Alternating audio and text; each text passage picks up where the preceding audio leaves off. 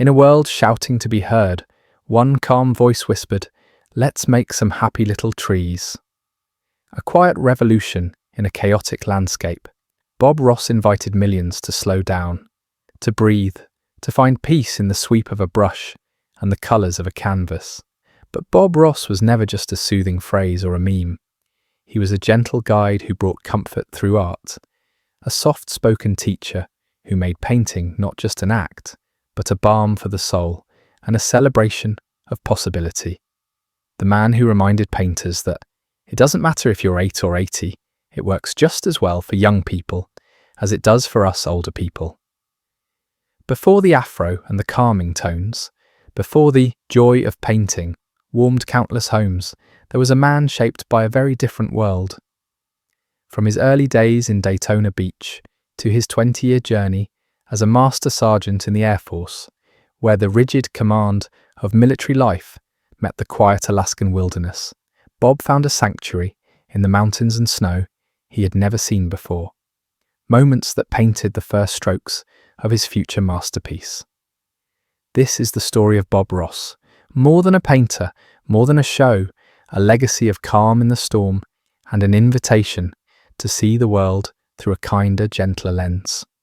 Please subscribe, as at the end of this video I will leave you with one of my most cherished Bob Ross quote that helped me throughout my life. Bob Ross began his journey in the sunny shadows of Daytona Beach, Florida. Born Robert Norman Ross on October 29th, 1942. Raised in Orlando by a carpenter father and waitress mother, he grew up surrounded by the gentle rhythms of nature, where a young Bob learned to respect wildlife and find calm in the world's quiet corners. At just 18, seeking purpose and stability, he enlisted in the United States Air Force. There, the man known as Bust 'em Up Bobby emerged, a tough drill sergeant with a booming voice, commanding respect and discipline. But beneath that stern exterior, Bob carried a secret wish. He never wanted to raise his voice again. That wish became a promise the day he discovered the solace of painting during his off-duty hours, stationed far from Florida's warmth in the stark wilderness of Alaska. It was in the quiet corners of a USO club in Anchorage that Bob took his first painting lesson, an unexpected discovery of a new path where brushes replaced commands and colours spoke softer than words.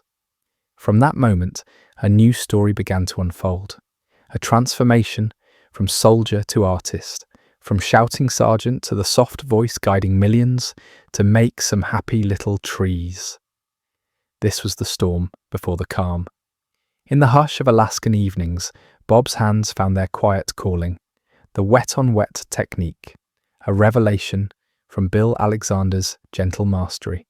No waiting for layers to dry, no rigid lines to bind the soul, just liquid white on canvas, paint flowing fast and loose, colours blending like whispers in the wind, trees and clouds born in moments, not hours. This was no meticulous craft, but a dance of happy accidents. "Beat the devil out of it," he'd laugh, tapping brushes clean, each stroke a surrender to possibility, where mistakes became mountains, smudges turned to serene skies under his patient palm. From eager student to wandering teacher, Bob hit the road, trailing across America, with easel and oils, facing empty rooms and skeptical crowds in his early struggles. Yet he persisted, voice softening with every class, igniting sparks in beginners who saw art not as elite, but as a friend waiting in every palette's glow. These travelling lessons planted the first seeds of destiny, a television dream taking root, where the joy of painting would soon bloom into a revolution of calm creativity. On January 11th, 1983, a gentle voice entered the homes of millions. Bob Ross, with his soft-spoken charm and simple brush, began what would become The Joy of Painting, a low-budget public television show filmed in a modest studio, where every episode was a quiet invitation to create, to breathe, to heal. No grand speech, no flashy effects, just whispers of encouragement, the tapping of brushes against the palette, and the magic of happy accidents. With his trademark afro and tender tone, Bob transformed painting into a refuge for the lonely, the anxious, and the hurting. A place where mistakes became miracles and every mountain and happy little tree was a small act of hope. Viewers didn't just watch, they felt seen and soothed as Bob's quiet revolution breathed calm into a chaotic world, one gentle stroke at a time. Bob Ross was a man of relentless dedication, filming entire seasons of The Joy of Painting in marathon sessions. At his studio in Muncie, Indiana, he would paint 13 episodes over just a few days, each episode a seamless, unedited 26-minute journey into creativity and calm. Beyond the camera, Bob was a tireless teacher, traveling the country with classes and workshops, spreading his gentle philosophy to eager students who found peace in his brushstrokes and words. But as his name became a household brand, the soft-spoken artist found himself at the heart of business tensions. The man who created happy little trees watched as his image grew bigger than himself, a phenomenon wrapped in merchandising, licensing, and the complexities of commercial success. Still, through the work and the whirlwind, Bob remained grounded in his purpose, to inspire, to soothe, to remind us all that art could be a refuge, a friend, and a quiet revolution. Behind the gentle voice and soothing brushstrokes, Bob Ross was quietly fighting a battle few knew about. In 1994, he was diagnosed with lymphoma, a rare and aggressive cancer, a secret he kept closely guarded, shared only with family and friends. Despite the heavy weight of illness, Bob poured his heart into his work, continuing to film episodes of The Joy of Painting, teaching and inspiring even as his health waned.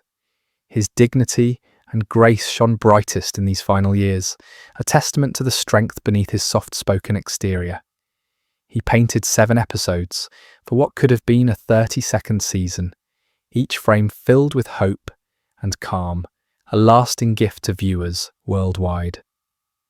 Though Bob Ross left us at just 52, the legacy of his quiet courage remains a silent, steady brushstroke on the canvas of our lives. Bob Ross's gentle voice and comforting brushstrokes did not fade with time. Instead, they found new life in the digital age. Reruns of The Joy of Painting reached millions more through streaming platforms and public TV, but it was the 2015 Twitch marathon of all 403 episodes that sparked a renaissance, drawing over 5 million viewers into his tranquil world.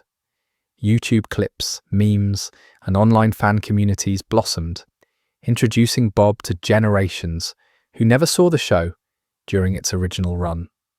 His message of calm creativity and happy accidents transcended art, becoming a beacon for mental health and relaxation in an anxious world.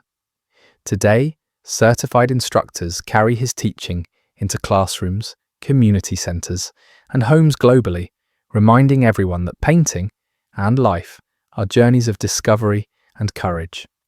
Bob's timeless philosophy whispers, "You can do this too." Wherever there is stress, loneliness, or fear, his legacy offers a quiet corner of kindness, an eternal grove of happy little trees growing quietly in the hearts of millions.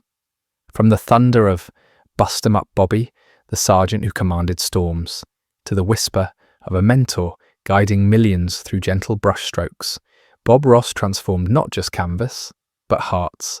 Thank you, Bob, for trading shouts for serenity, for showing us that in every mistake lies a masterpiece, that art is not perfection, but possibility blooming in the quiet.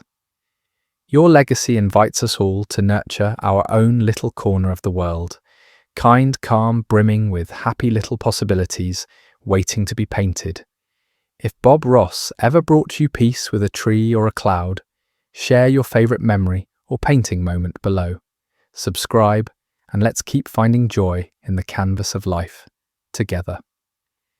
Since Bob's passing, his gentle spirit has blossomed anew in unexpected places. Certified instructors worldwide, over 3,000 strong, carrying his wet-on-wet wisdom to classrooms, senior centres, and hearts seeking solace. His paintings, once humble teaching tools, now grace the Smithsonian's halls, coveted by collectors who see the quiet mastery in every happy little tree. From K-12 art rooms easing creative fears to online tutorials sparking joy, Bob's philosophy endures. Art as therapy, process over perfection, a democratic dream where everyone holds the brush. In boardrooms and bedrooms alike, his $15 million brand whispers of kindness, proving one man's calm can ripple through generations, forever painting possibility across our shared canvas. And always remember, believing in yourself may be the most important thing in life. Because if you don't believe in yourself, nobody else is going to believe. And you can do anything. You can do anything. And if anybody challenges that, you tell them Bob said you could do anything.